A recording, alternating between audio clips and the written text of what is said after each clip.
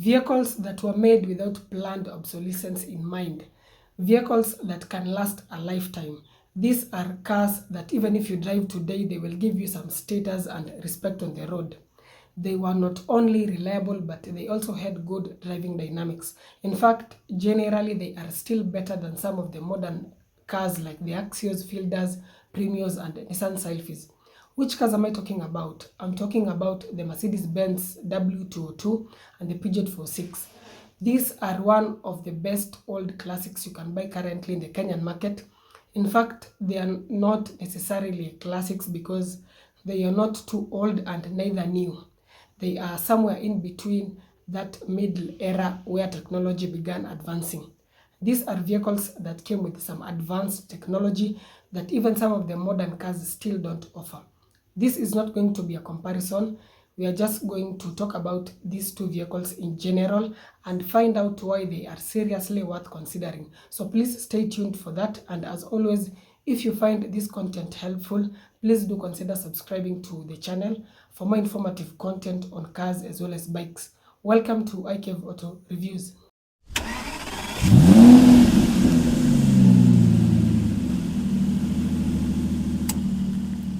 So the Peugeot 46 was in production from 1995 to 2004, after which it was succeeded by the 47. This 46 was available in three configurations: a saloon, a wagon, and a coupe, which up to date still looks very nice and sporty, though they are extremely rare here in Kenya. This car was available with so many engine options, both petrol and diesel. So for petrol options, there was a 1.6, 1.8, 2.0 and 2.2, and lastly the awesome 3.0 V6, which I've never seen in our Kenyan market. The options which are mostly available locally are the 1.8 and 2.0. As for the diesels, again they are quite rare locally, but internationally they ranged from 1.9 to 2.2 liter. This car was only available in front-wheel drive, and transmission-wise there was either a 5-speed manual or a 4-speed automatic, which was seriously problematic to the point that quite a good number of the automatic variants were converted to manuals. In terms of reliability, apart from the aforementioned problematic automatic gearbox, this car was simply bulletproof. Maybe the only other issue worth pointing out was to do with the electrical issues. At times you find that the wipers or lights can just come on by themselves, but generally it was a very reliable car. Both the petrol and diesel options were simply awesome. In fact, there's a video I saw whereby they were reviewing a diesel 46 that had clocked 1 million kilometers with its original engine.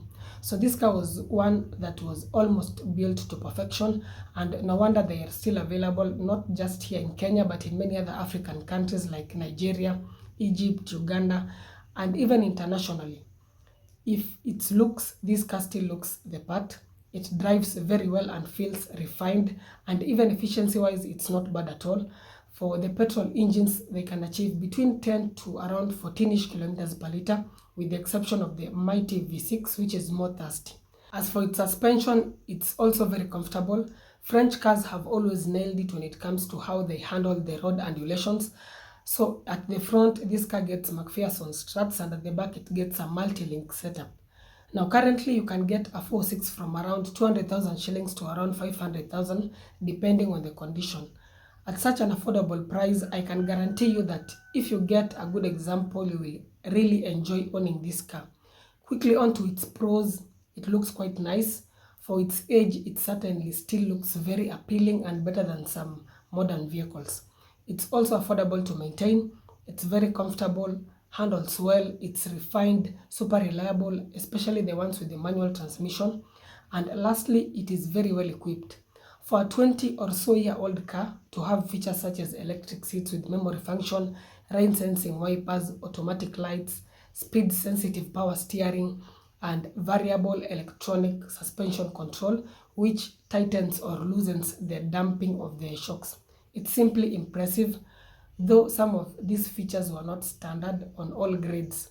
Some were offered as options. On to the Mercedes-Benz W202.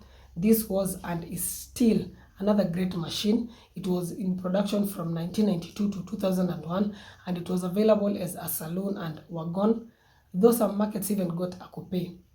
As for the engine options, there's a plethora of them, from the M111 series to the diesels and even the V6 and V8 supercharged options in the AMG variants. Now for the M111, there was a 1.8, a 2.0 and a 2.3 liter. Then there was a 2.0 liter supercharged. There was also a 2.8 liter inline 6. As for the V6 options, they ranged from 2.4 to 2.8 liter, and lastly the AMG variants included both inline V6 and V8 engines, ranging from 3.6 to a whopping 5.4 liter V8. Those were just rocket ships which were insanely fast, and keep in mind this car was primarily a rear-wheel drive. Now we have not even mentioned the diesel options. The petrol options alone are around 12 in number. That is the typical German fashion, whereby you are given so many engine options that making a decision becomes challenging. But also remember, some of these options were exclusive to some markets. For example, the diesels were mostly common in the UK markets. Speaking of the diesels, they were around 3, ranging from 2.0 to 2.5 liter. Reliability-wise, the M111 engines are pretty good. Even the V6 options, ranging from 2.4 to 2.8, are quite good. I've seen several of them locally which are still in pretty good condition. So generally, if you can get one that was maintained well, then it will reward you with good performance, as long as you also maintain it well. As for the transmission options, there was a 5 or 6 speed manual, as well as a 4 or 5 speed automatic. Now the manual options were very solid and reliable, but as for the automatics, they were fairly reliable. Some fared very well while others not so well, but generally they were not as bad as the Peugeot's automatic. Ride and comfort was again quite good, just like in the 406, though the W202 is a bit more engaging. At the front it gets a double wishbone setup, and at the back a multi-link setup. So how much will you have to part with currently to drive a W202? Anywhere between 400 to around 650,000 shillings for a very good one. Quickly on to this vehicle's pros and cons, beginning with the pros. It's such a simple, executive and timeless design. This is a car that is over 20 years old but still looks good. Simple but in a good way. Secondly, it's quite reliable, especially if you go for one of the M111 engines with a manual gearbox. It's also very refined and oozes very good build quality that you cannot compare with the modern Mercedes that are built with excessive sophistication and planned obsolescence in mind. The cons are few, two of which are shared with the Peugeot 406. The first one is the automatic transmission issues, and the second is the electrical issues. You can just be driving, then all of a sudden the wiper comes on, the indicators come on, then suddenly off again. These are issues you can live with, but it's advisable to just have them fixed whenever they crop up, because they definitely will. Lastly, this car is good, but if you decide to go for one that is in not such a good condition and start rebuilding it, then it can cost a fortune, because this is still a Mercedes and some of the spare parts can be quite expensive. It's a luxury machine after all. So now, with all that said, which one should you go for?